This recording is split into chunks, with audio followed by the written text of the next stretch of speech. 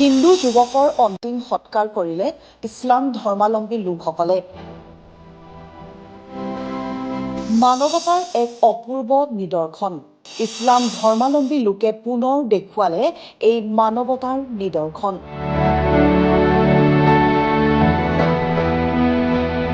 হিন্দু ৰীতি নীতিৰে ৰাজহুৱা শ্মশানত অন্তিম সৎকাৰ সম্পন্ন কৰিলে মুছলমান লোকসকলে।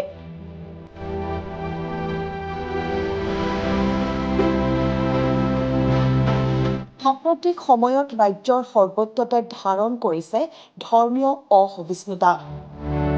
তেনে সময়তে বঙাইগাঁও জিলাৰ অভয়াপুৰীত হিন্দু লোকৰ মৃতদেহ মুছলমান লোকে ল'লে কান্ধত। কান্ধত কান্ধ মিলাই সৎকাৰ কাৰ্য সম্পন্ন কৰি প্ৰমাণ কৰি দেখুৱালে যে ধৰ্ম নহয়, আচলতে মানৱতাহে শ্ৰেষ্ঠ। আমবাৰী পাৰেৰছৰ গাঁৱৰ মুছলমান লোকসকলে হিন্দু ৰীতি নীতিৰে ৰাজহুৱা শ্মশানত প্ৰতীক ভৌমিক নামৰ এজন যুৱকৰ শেষকৃত্য সম্পন্ন কৰে। অভয়াপুৰীৰ একাংশ ইছলাম ধৰ্মাৱলম্বী লোকে প্ৰমাণ কৰিলে মানৱতাই শ্ৰেষ্ঠ ধৰ্ম। মানৱতাৰ উজ্জ্বল নিদৰ্শন দাঙি ধৰা এই ঘটনাটো সংঘটিত হৈছে সৃজনগাম সমষ্টিৰ মুছলমান লোকৰ আধিপত্য থকা আমবাৰী পাৰেৰছ গাঁৱত। মৃতকৰ পৰিয়ালৰ লোকৰ টকাৰ অভাৱৰ বাবে উক্ত গাঁৱৰে মুছলমান লোকসকলে হিন্দু যুৱকজনৰ হিন্দু ৰীতি নিয়মেৰে ৰাজহুৱা শ্মশানত সৎকাৰ কৰা কাৰ্যই নিশ্চয়কৈ আজিৰ সমাজৰ বাবে দেখুৱাই দিয়াৰ এক অনন্য নিদৰ্শন। আমাৰ আমবাৰী গাঁৱৰ স্থানীয় ব্যক্তি সুধাংশু ভৌমিকৰ তৃতীয় পুত্ৰ প্ৰতীক ভৌমিকৰ দেহাৱসান হয় আৰু সেই দেহাৱসানৰ প্ৰাক মুহূৰ্তত আমি আমবাৰী গাঁৱৰ সমূহীয়া ৰাইজ হিন্দু মুছলিম আমি আটাই একেলগে বসবাস কৰি আছোঁ। দীৰ্ঘদিনৰ পৰা আমি ইয়াতে জন্মগ্ৰহণ কৰিছোঁ, মোৰো জন্ম ইয়াতে। আৰু দুয়ো সমাজৰ আজি যৌথ উদ্যোগত আমি তেওঁৰ অন্ত্যেষ্টিক্ৰিয়া কৰিবলৈ আগবাঢ়িছোঁ। তেওঁৰ আত্মাৰ সদ্গতি হওক এই কামনা আমি কৰিছোঁ। এতিয়া কেইঘৰ হিন্দু ঘৰ আছে? 12 ঘৰমান, 12 ঘৰ হিন্দু মানুহ আছে আৰু 2000ৰো ওপৰত মুছলিম সম্প্ৰদায়ৰ মানুহ আছে। কিন্তু আমি 12 ঘৰে আজিলৈ অনুভৱ কৰি পোৱা নাই যে আমি ইয়াতে সংখ্যা তেনেই তাকৰ। আমিও সেই 2000 মানুহকে সুখে দুখে সদায় লগ পাওঁ। সিহঁত আমাৰ সৈতে এনাজৰীৰ বান্ধোনেৰে বান্ধ খাই আছে আৰু ভৱিষ্যতলৈ থাকিব বুলি মোৰ দৃঢ় বিশ্বাস।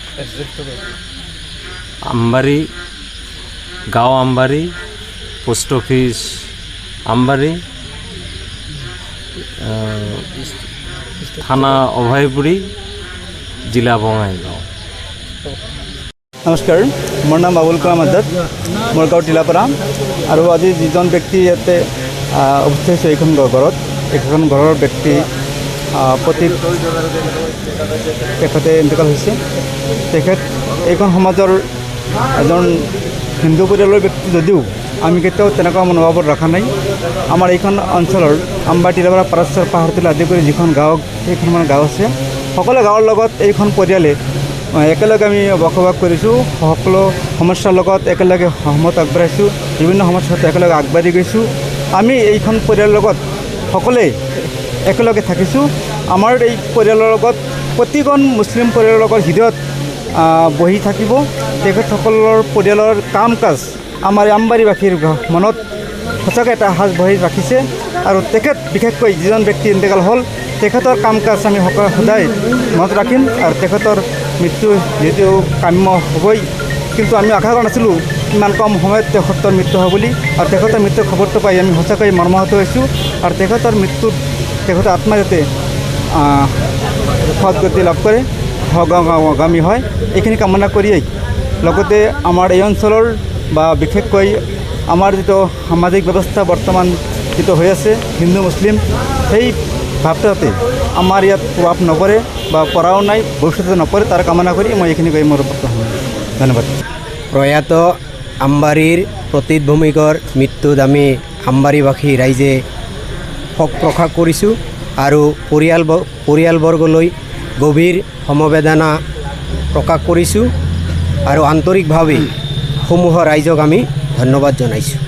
আজি আমি ইয়াৰ জৰিয়তে এই মেছেজ অসমবাসীলৈ দিব বিচাৰিছোঁ যে হিন্দু মুছলমান বুলি কোনো কথা নাই, যিজন মৰিছে তেওঁ প্ৰয়াত।